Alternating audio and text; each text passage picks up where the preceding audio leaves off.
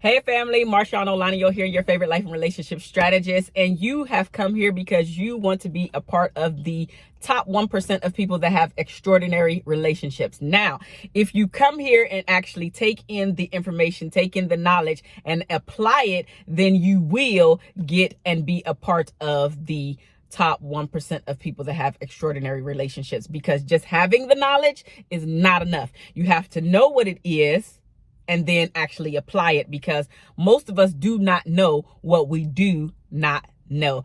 And if you've been coming here for a while and you already love my videos for the most part, go ahead and just go ahead and just give me a thumbs up right now.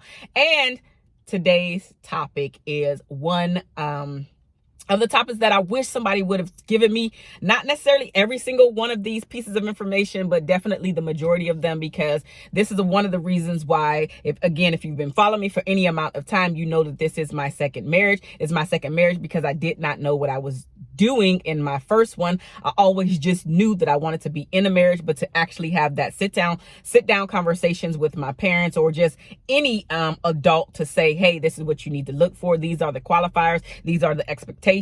What are your deal breakers, etc. Conversations like that never happened to me specifically. And so I bumped my head in my first marriage. And so now I'm here to share all of this stuff with you, so you do not have to go down that road. But if you have gone down that road, know that you are still worthy. Know that you are still beautiful. Know that you are still handsome enough to be able to build and facilitate and grow and create a wonderful, beautiful, extraordinary relationship. So now, with that being said, we're going to talk about the 5 honest truths about love and about relationships. But before I jump into that, I want to tell you that if you have not thought about joining my Facebook group, this is definitely the time to do that, because there I post twice a day, but there's also just more interaction there. You're able to ask me more questions, especially if you're a person that comes and watches all the time, but you have yet to ask a question. That is a way to get closer to me without having to have all of these thousands of people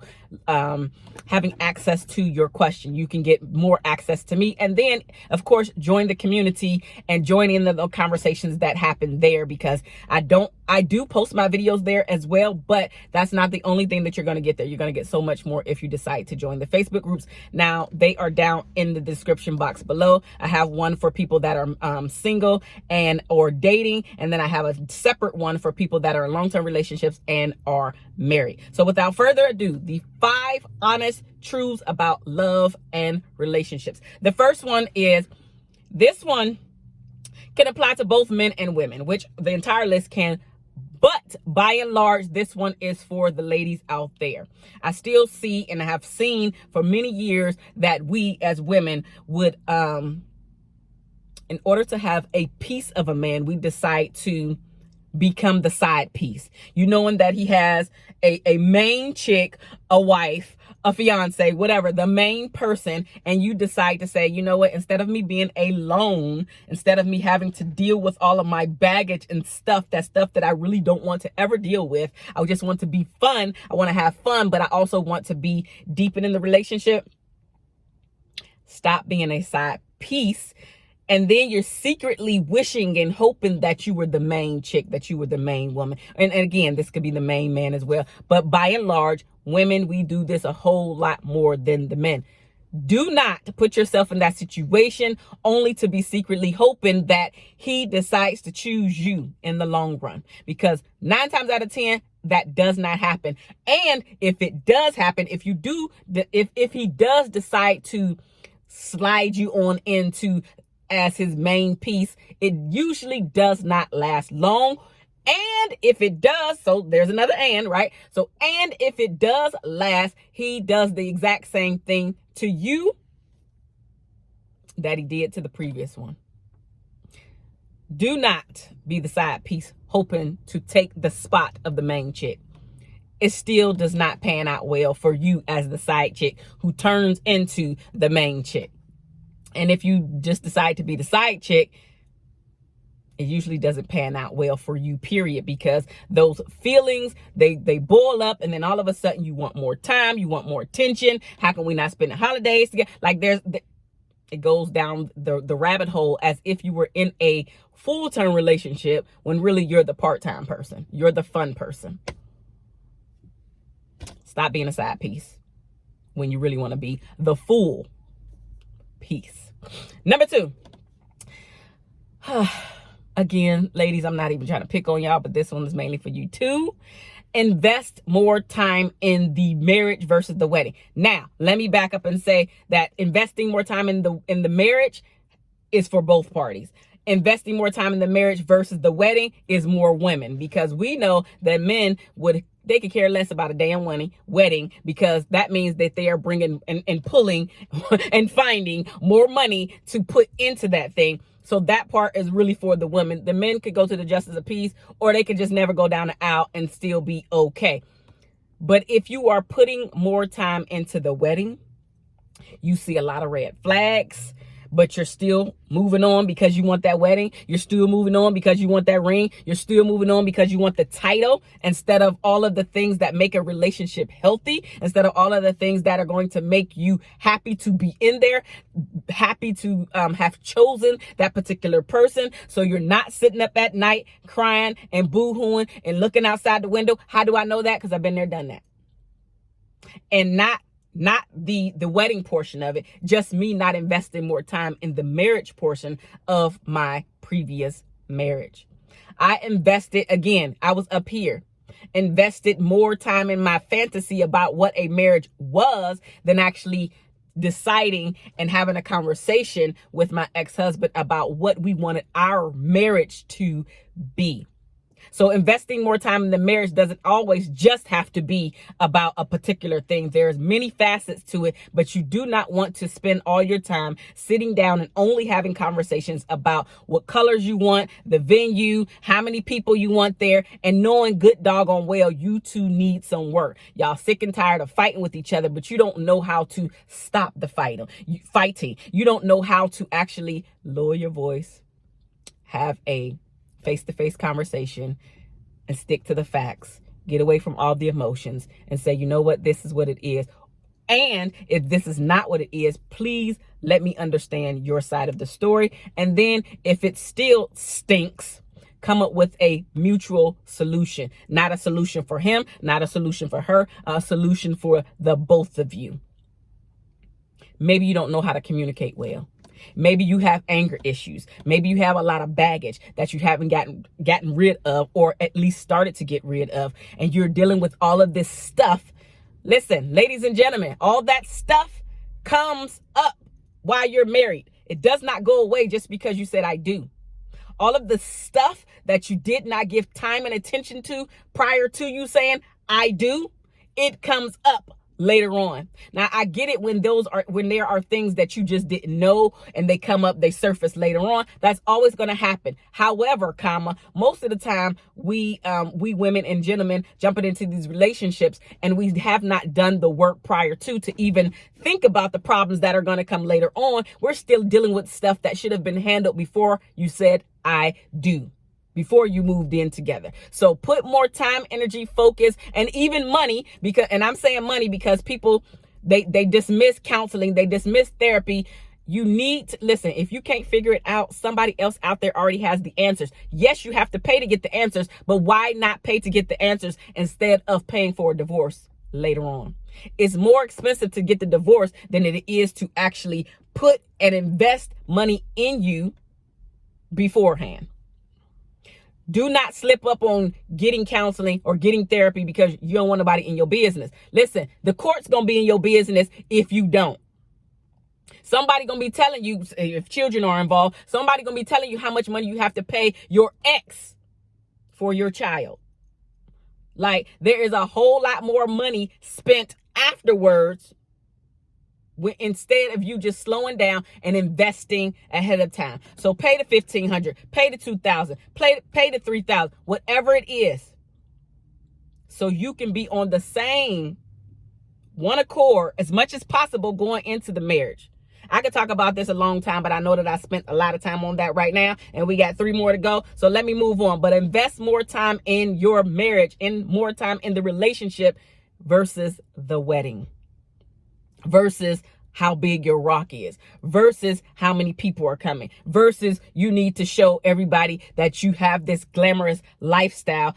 Meanwhile, behind closed doors, you're sucking, you're angry, you're pissed off, you're lonely, you guys can't communicate. And guess what? Everybody gonna know the truth later on when a divorce comes.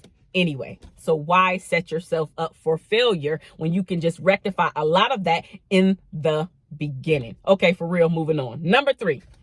Just because your spouse, your partner at the time showed up for the wedding does not mean that he or she is going to show up for the marriage. What do I mean by that? A lot of times we get into these relationships and specifically marriages and we're unequally yoked. And that can be looked at in a variety of ways, but the way that I'm specifically talking about it is where one person has a really good handle on their emotional intelligence and the other one is at a lower level, and that can cause some clashing within your relationship, within your marriage. So just because they showed up for the wedding day and they said I do, yes, and they did the whole vows with you does not mean that they think that anything is wrong for them to change later on. So if you're the person that's doing a lot of reading, that's doing a lot of coaching, that's doing a lot of counseling, so you can get yourself all the way together, you want to be with somebody and at least try to choose somebody that's either on the road to doing those things, like actively in counseling, which I already mentioned that, right? Or that a person that's already taking care of their baggage and now they can catch themselves when they see themselves going down that road or starting to blame you for the past things that they have gone through. They're able to nip all that in the bud and say, you know what? Okay, this is about me. I need to get me together. I need to get myself together. This is not about my spouse. This is not about my partner. So just because your partner, your spouse showed up for the wedding does not mean that they're in the mindset to take it to the next level, to go deeper, to get rid of a lot of that junk, to actually become that one that the Bible speaks about.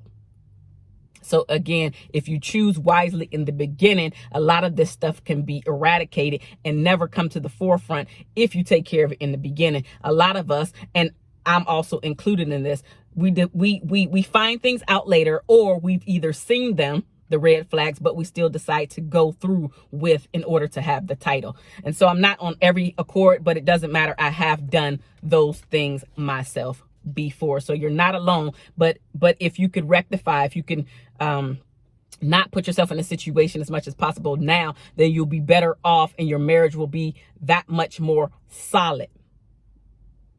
Okay? For the long haul. Number 4. Listen, when we get into these arguments, we're frustrated, we're pissed off. A lot of times with social media, it makes it so easy for us to be petty by hitting buttons instead of just going into the next room or waiting until our spouse comes home, our partner comes home, so we can have a face-to-face conversation. When you pissed off and you get angry, all of a sudden you on social media, this mother didn't do X, Y, and Z, and then you wonder why so many people got so much to say about your relationship, but you don't realize that you're the one who's giving them the fuel for the fire. Talk to your spouse, not to social media. It's not sexy. And then you get people that are actually rooting for you to fail. Yeah, there's people like that out there for sure. They're rooting for you to fail. And then because the only time, by and large, that you get on social media, it is to bash your partners, to bash your spouse. Anytime something good goes on, you forget to put that on there. So guess what? We all think that you're in a toxic relationship. And there might be some toxic points in your relationship, but only thing we know is that your whole damn relationship is toxic. So why are you there, stupid? Stop putting your stuff on social media. It's not sexy. It's not sexy. And your partner, your spouse, even if they never say anything, like the reply to your stuff, they seen it. They seen it. Trust me, they have seen it. Number 5, make sure that you are your spouse's biggest cheerleader. It might take some time for your spouse to come on board and become your biggest cheerleader, but you want to set the example. You want to pave the road to say, I am my husband's biggest cheerleader. I am my wife's biggest cheerleader. No matter what, this has nothing to do with the fact that if you agree or not with what he or she wants to do. A project, you're like, I don't really know if you can do that. Baby, you can do it. Oh, you want to move to another state? Why would I want to uproot? Baby, let's go. Like, be your spouse's biggest cheerleader, and you will reap the what am I trying to say? The fruits of your labor. You will absolutely get the benefits from becoming your spouse's biggest cheerleader. These are the 5 things that I wish I knew, most of them, before I got married the first time, because then I want to bump my head and became a divorcee.